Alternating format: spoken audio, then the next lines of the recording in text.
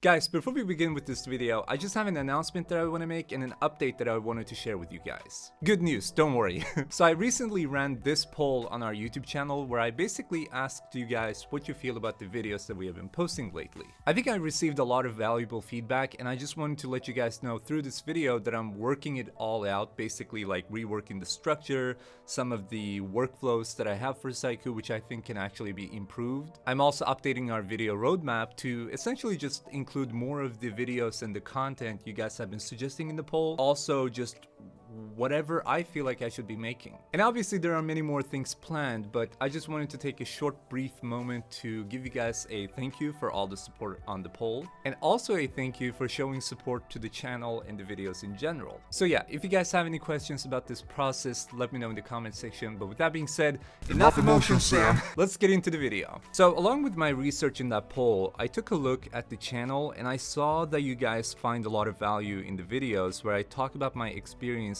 and lessons that I've learned in a certain time period of my life. But yeah, since we're still relatively new into 2020, I just wanted to make this video where I share my experiences and some of my most important life lessons throughout 2019. I want to talk about how these lessons have helped me grow and also how you can do the same things and learn the same things in a shorter time frame. I've actually set up an agenda which looks like this. So we will first talk about some less technical things that were super important parts of my life. Then later in the video, we will talk more about the technical stuff. So I will share what I learned by using Unity 2019, level design tips, tricks for game development, and some general game dev marketing skills I learned that I want to share with you as well. I'm also going to link some timestamps in the description box of this video so you guys can jump through topics and different sections of the video if you don't want to listen to the whole thing. But if you want to get the full experience, obviously watch through the whole thing. So we're going to begin with personal life first and then continue with the technical stuff. But first, I just want to quickly mention that this video is sponsored by Outstandly. If your game has a great storyline and a very good set of mechanics, but it doesn't look very exciting at first glance, you're going to lose on a lot of new players.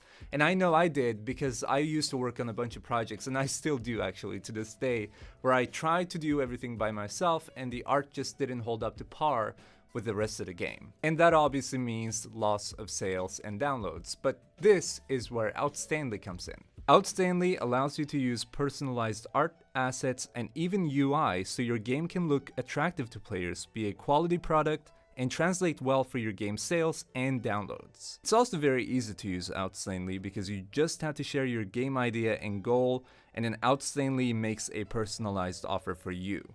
The team itself is super nice and easy to work with, and during the process they allow you to make any corrections you wish to. If you want your game to look great, then make sure to check out Outstandly by going to the link in the description and tell them that you got there from Sykoo, because then they will offer you a special discount or bonus production. So make sure to check out Outstandly by going to the link in the description. In general, 2019 was a pretty big year for me in that it was basically after my first 6 months of working for Unity, because I joined in June 2018. And it was also the year where we reached 100,000 subscribers. I still have a difficult time saying this and processing it, but we reached 100k subs and we are now closing up on 200k. And because of my job and YouTube Sykoo at the same time management and basically balancing work life with regular life, social life, was a big thing, and let me tell you this, I had none of it. I tried so many different things, and I even tried having a Google Calendar set up for basically where I like noted down every single event in my life at all, and that included lunches and dinners and everything, like literally my whole day. And I quickly realized that it wouldn't work out for me that way. I mean, some people can do it, right? But I just don't like being very fixed on a type of schedule. I like being more flexible, and I like having the option to be like, oh, you know what, I'm gonna move this dinner to later and not actually have to go and do it technically speaking. Meaning I wouldn't want to do it from Google Calendar, I just want to do it mentally. I also tried splitting Unity and Sykoo work to very distinct hour frames in a day. So I'd be like maybe from 9 a.m. to 5 p.m. on a Monday, I'd work on Unity, and then the 5 p.m. till 10 p.m. I'd work on Sykoo. But that didn't really work out either. I feel like that kind of schedule was working out at first, but then it quickly became like it made me feel as if both Unity and Sykoo were chores for me because they were so fixed and I had to be on time and I needed to deliver. I just didn't have, the same kind of motivation or energy after doing that for a couple weeks. Many people do view jobs in this way, meaning that they just kind of see it as a chore that they have to do, so turn off your brain and do it type of mentality. But I personally don't like doing that. I'm just not that kind of a person. I always want to find something fun in the job that I'm doing. And I'm not saying this just because I work at Unity and I love making videos and I love game dev. I'm not saying it only because of this. I literally used to work as a phone salesman before this. Customer support before this and phone salesman before that. And I did the same thing in both of those places. I just found something fun with the job and kept that as a motivation source. So now I have solved this, which is good news. But the way I do it is I literally just don't have a very strict schedule. I just say, okay, I'm going to set up a goal to have this done by, basically as soon as I sit on this chair, I want to have this recording done, right? I will not get my butt off of this chair before that recording is done. I do not force myself to work 15 hours a day or 9 to 5 p.m. on Unity. I just don't care about time at all. Time has lost its value for me. I just set a start timer for myself, so I'm just like, okay, 9 a.m. tomorrow, I'm gonna start editing this video. And as soon as I sit down the next morning, I just grind it out. I mean, like I said, I don't go on breaks, I don't take any breaks, I don't even go for a coffee if I have not finished my goal. And now the trick is, as soon as I get a task, I prioritize and just get on that right away. I don't let any tasks sit for even 2 minutes anymore. Not because, I can let them sit while I do something else that is prioritized higher, right? That's normal. But I never sit idle and be like, okay, let me do this in half an hour. No. I just do it then. So basically, in short, what I call it is a sitting session or sitting phase, but better word is actually session. So I sit down and I initiate that session, right? I basically have a goal in mind and I'm like, all right, this video has to be edited. And as soon as that video is edited, the session ends. I can go on break, I can take a, short walk, I can go drive, I don't know, whatever I do. But until the very point that session ends, I'm not moving out of that seat. And let me tell you this is probably the most important, well, maybe one of the most important factors of this video, because the technical parts are also very important. But this really was a life changer. And consider this, I'm not even saying game changer, I'm literally saying life changer, because it truly changed my life. I used to get distracted very often and I used to not really have a schedule for myself, but I realized that you don't even have to have an actual schedule, like a fixed schedule, to have something structured. It is more important to be structured, as in terms of if you have that schedule in your mind, for instance, when I sit down, this session begins and I'm not gonna move until this video is fully finished. That's your schedule. That's the schedule. That's what you're gonna be focused on. Then maybe I have a meeting during that time. That's okay. I can take an hour and just have that meeting. But once the meeting is over, no time wasting at all. You're back to work, you're working on this, and once the goal is accomplished, once your mission there is accomplished, this session ends. So let's also talk a little bit about working from home and the pain that it caused, because it was really painful. So I spent a lot of time working from home back in early 2019, I'd say, literally the start of 2019, because I had just passed into my 6 months of Unity, or first 6 months, and I felt like I was stable, like I said before. So I felt like recording the videos from home was an easier task. And honestly, I thought that it was a pretty cool luxury. I'm calling it a luxury to have, when you could literally just sit with your pajamas in front of your TV and work. And I think everybody likes that idea at first, but then it kind of gets tired. For the first 3 months, whatever, it felt super cool, but then I noticed a significant drop in my productivity. I was unable to finish tasks as quickly as I used to. I got distracted 10 times. Getting distracted, for me to get distracted became 10 times more common. And then once I started going to the office again, I suddenly started feeling very good.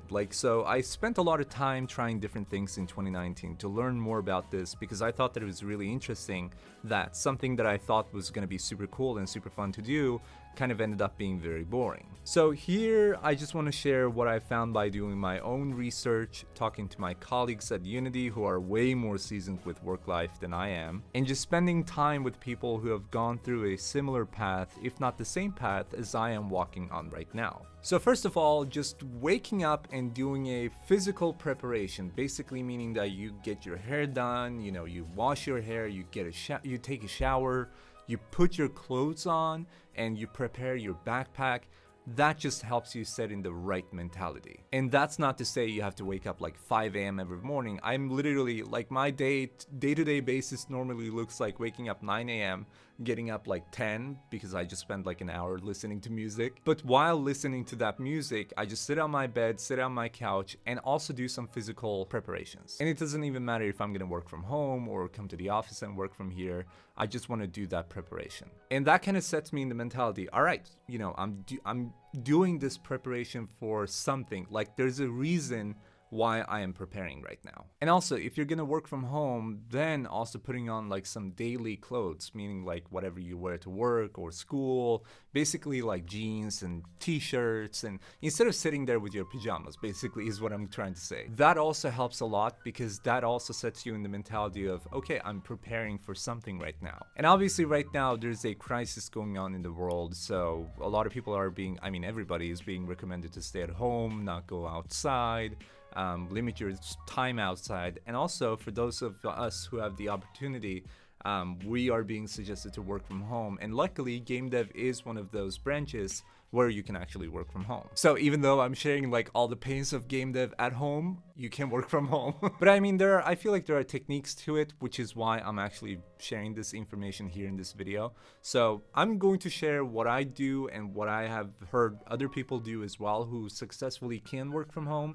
So these are just my experiences combined with some other people's experiences whom I know are able to do this kind of work. So I'm gonna share that with you, but if you have any questions, let us know in the comment section. What I do is I wake up and prepare myself as if I'm going to work. So I wash my hair or just take a shower, I get some breakfast, and I put on my daily life clothes. So like, once again, basically whatever I would normally wear if I were to go to the office. Then I sit in front of my computer and do what I mentioned before. I set up goals for that sitting period, accomplish the goal,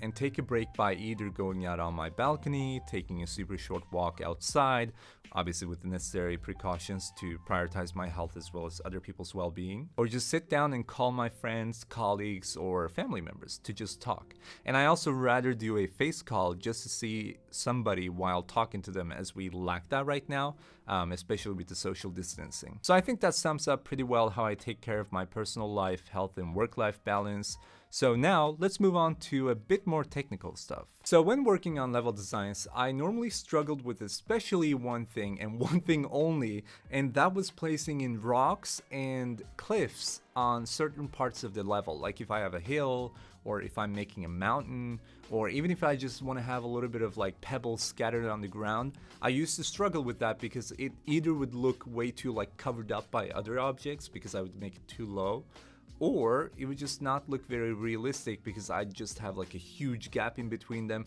and I just couldn't find that mix between the two. One thing I learned by trying over and over again was a layer by layer system for placing rocks and cliffs. So what I do now is I just place one layer of rocks or cliffs at a certain height, and for every new cliff, I move and scale a little bit. Once I'm done with that layer, I keep building up or down, depending on where I started, by basically adding variations in size and rotation. I also highlight parts of the terrain where I want to place cliffs by basically raising or lowering the terrain accordingly. I also add some grass in between cliffs and rocks to make it look more natural, and as if those cliffs and rocks that I placed are actually part of the terrain itself and not just like additions on top of the terrain. I also learned more about the optimization. So I used to be super scared of using 3D models for vegetation when painting in grass into my environments, since they are, way heavier on the performance than regular billboard textures.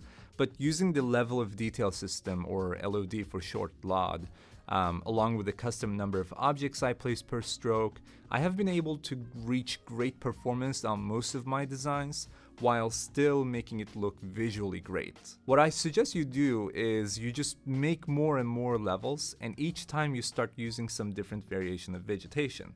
Play with the values of your project settings such as shadow distance and billboard settings. Set up level of detail, or again LOD, for your vegetation objects, and try using several grass models instead of filling up parts of the environment with hundreds of instances of one type of grass. This is actually a huge thing too, because I better learned last year how one can actually use flowers, grass, and bushes in combination, which sounds funny, but I used to do it a little bit before, but in 2019 I kind of put my focus on that because I wanted to improve, and that's when I feel like I've now, I'm not gonna say mastered, but I've become so much better at it. What I used to do is I used to place a lot of the same vegetation in like hundreds of instances, whereas now I place maybe 100 instances in total of 5 or 10 different vegetations.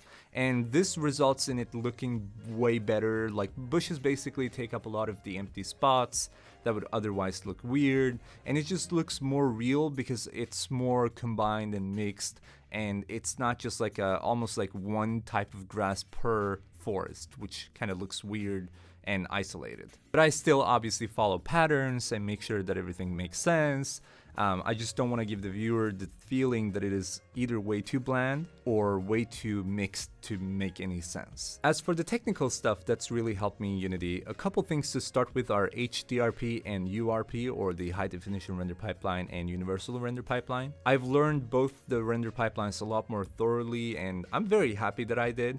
I mean, first of all, URP is planned to become the new default render pipeline in Unity, so it is always good to get started with it now, so you can learn the volume framework, the settings URP offers, and the entire new workflow of these two pipelines, which is actually the new workflow of SRP, which is the scriptable render pipeline. There are also a number of 2D features super useful for making 2D games. Examples include sprite shape, 2D animation, and also 2D lights, which is actually my favorite. I have videos going more in depth on each of these features, so make sure to check out the links in the description. But basically, these are very, very helpful now when making games. Especially, actually, I excluded this, but 2D lights are a part of the 2D renderer, which means that we are now finally making 2D games in the 2D dedicated renderer. So it's a 2D world. I also participated in a few game jams and once again realized how valuable they are. Game jams basically allow you to make a short project in a certain amount of time, usually ranging from like 1 to 3 days or even a week in some cases. This is very valuable if you have issues concentrating on your serious projects and experience the issue of always skipping between several projects and never feel satisfied. That is a very common issue, so I just wanted you guys to know that. And it usually happens because you live with these projects, so you may see or think of them as boring after some time. But don't forget that people you share this game with are going to see it for the first time. Easiest example is just imagine yourself, like playing GTA or Call of Duty and Fortnite, whatever game you want to, name there. It's always more fun when you're new to it, and then you master it, and it becomes a bit more fun perhaps if you really dig the game. But then after 2 or 3 years of gameplay time, it gets a bit boring. And same for development, right? You can feel burnt out, that's fine. Just take a break and come back to it. And game jams are great for practicing this because it sort of forces you to focus on only one project at a time, which is great for consistency. Now finally, a little bit about marketing. So when you make a game, don't forget that after the game is finished, you will need some kind of marketing skills. And whether that relies on your knowledge or somebody else in your team, you are going to need to spread the word to people. You can work with influencers like myself, sponsorships open boys, or you can share the word by yourself online like Twitter, Reddit, and YouTube, where a lot of game developers hang around. If you choose to not do any marketing at all, which I see lots of indie developers do nowadays, then you cannot expect people to find your game. It is not about how good your game is, and if you don't have a lot of players, that doesn't mean necessarily that your game is bad. It's about how well you share the word to get those few first few hundred or even thousand people who will keep sharing the game to their friends, family, and also just spread it online. And let me tell you, getting that first batch of people is always the most difficult. After that, it just snowballs from there. I mean, take as an example, literally easiest example ever. Take my YouTube channel, for instance. It took me maybe 3 or 4 years to get to 100,000 subscribers. And let me tell you, the first 2 years were like 10,000. And then after this, it only took me like a year or even shorter. I think it's even less, to almost, like, we're now almost at 200K, and that took less than a year. So after that first batch is complete, it just starts snowballing from there. What I always suggest people to do, and I will suggest you this now too, you should always build a fan base for your game during the development phase. For instance, you can post some devlog videos on YouTube. And if you don't want to make videos, post them on Twitter as threads. Post on Reddit and gaming forums. Share the name and spread the word, build a small audience of people who might want to follow your game. But don't forget, you are the one who has to go out there first. And I'm not telling you to like email people individually to ask them to play your game.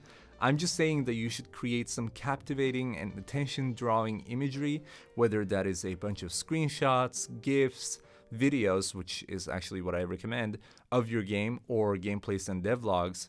Those images will help you to get your first batch of people to then keep sharing this further. I'm pretty much gonna leave it at that, but if you guys have any questions or need any help with this kind of stuff, let us know in the comments. I'm super responsive, and we also have this huge community now of a bunch of game developers and just brilliant people who can help you out. You can also join our Discord server by going to the link in the description. Alright, so that is pretty much it for this video. I've been talking for like maybe, 40 minutes? 45 minutes, I think. So rightfully, I'm a little bit tired. Nobody cares about you, Sam. Well, thank you for that. I hope you guys enjoyed watching this and found it helpful. And if, I mean, you know, like I said in the beginning of this video, I'm trying to make more videos where the context is more rich. So you find value in every single video, in almost every minute of the video, because I don't want you guys to waste your time, right? And I don't want to have videos up on the channel just for the sake of uploading. I want to make more videos of the type that I both enjoy, you guys enjoy, and things that I feel like you guys can make use of. So yeah, leave it a like. What is my accent becoming? Leave a like on this video if you guys enjoyed, and hit the subscribe button to stay up to tune for more content. Like I said before as well, I am going to be posting more tutorials and just context-rich videos, so make sure you subscribe to not miss out. I said this before as well, but join our Discord server because we have almost 20,000 members there too, which is also crazy. Basically, it's a game dev server and it's called Polyround. So you can join us by going to the link in the description, or simply by going to discord.gg/polyround. Alright, enough talking. I'm gonna go have some tea, I guess. I don't know. Oh, actually, I have my apple juice, which apple? Really? Orange juice. Do you understand why I said I'm tired now? But yes, orange juice, not sponsored. If you want to sponsor me, that's okay. DM's always open. But yeah, I'm gonna go chill out a little bit, but I'm looking forward to see you guys in the comment section and in our Discord server. So thank you so much for watching, and thank you for your support on the channel. Have a good night, and I'll see you.